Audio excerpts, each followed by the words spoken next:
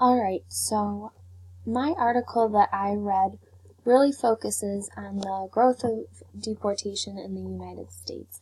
And I found this article to be really interesting because for my final topic, I plan on discussing our immigration laws and how they've changed and what have been factors that influence what our policy is today. And I think this was something that really made a big change and a big impact on our country and how we let people come to the United States, essentially.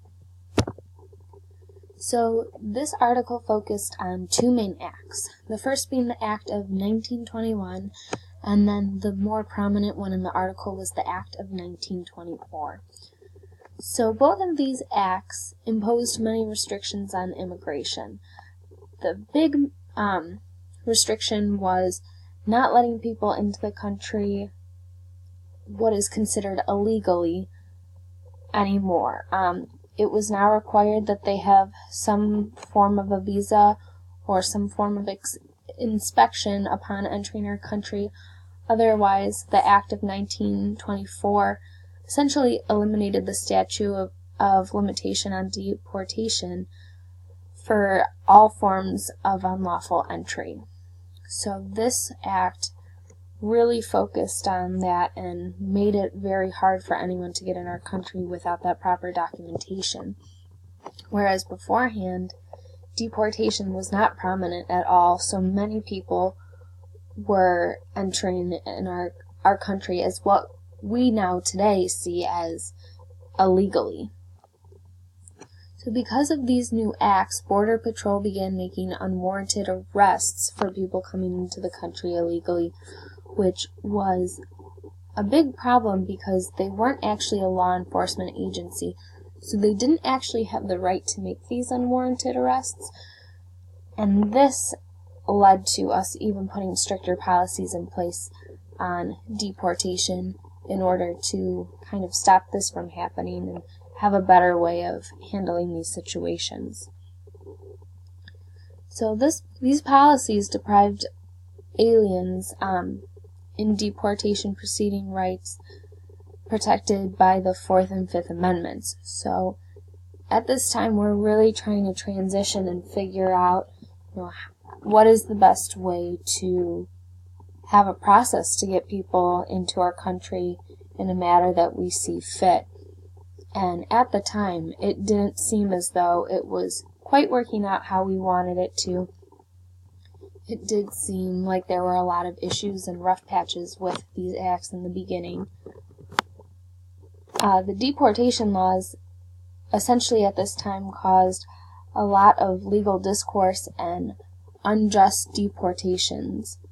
So many people were entering the country as the same way that many people had in the past, but now that we had changed, or were trying to change how we did things, it was seen as illegal, which caused a lot of problems because they were not completely established quite yet.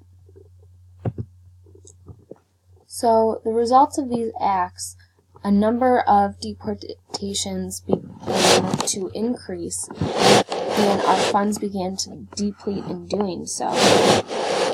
We went from not really deporting anyone to deporting a large amount of people.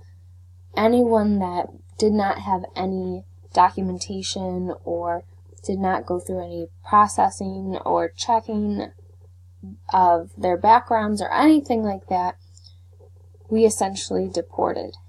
And it became such an issue that, budget-wise, that in 1927, we started letting illegal immigrants without a criminal record leave voluntarily in order to stop that from depleting our budget as much. So, again, deportation became very prominent in the United States. We went almost from 0 to 100 very, very quickly, and it didn't seem like there was enough transition time to really get everything established. So it almost made things seem a little hectic and unclear at times. So deportation was oftentimes used as a way to keep people out due to different biases. So at this time, if we had some type of prejudice, we used it in order to keep these people out.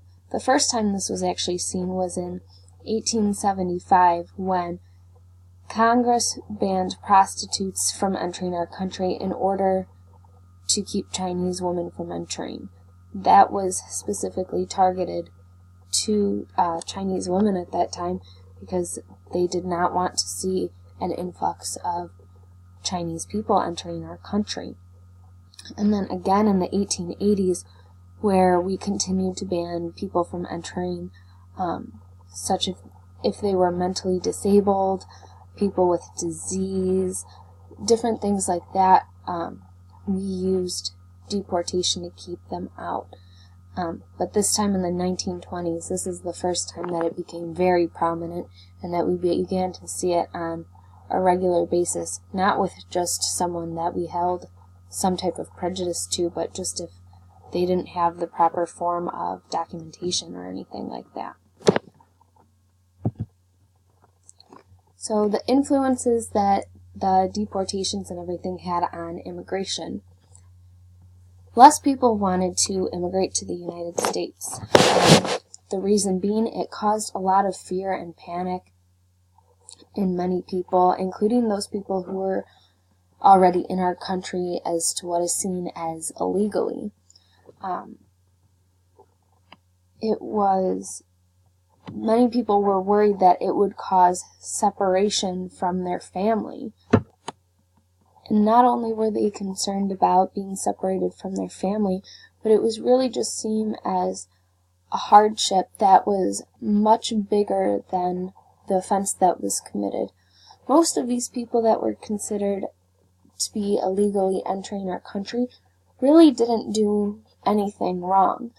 They just came to the United States without the proper documentation, and that was grounds for deportation at this time. These acts gave a bad name to many good people who came to our country in an undocumented manner. So automatically, if people were in our country illegally, we began to view them as essentially not good people. And I really found this article interesting because, again, how much that has happened in our past and how it can relate to where we're at now as a country. I know the last time we did one of these presentations, I compared the articles to President Trump's travel ban. I think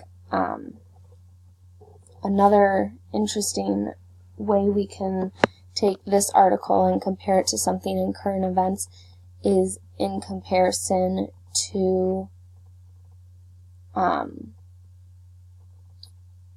the wall and how President Trump wants to build that border security to keep illegal immigrants out.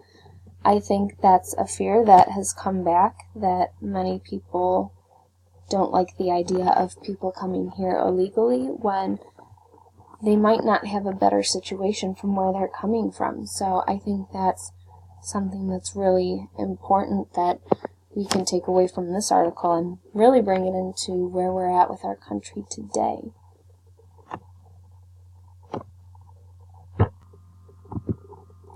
And there is my source.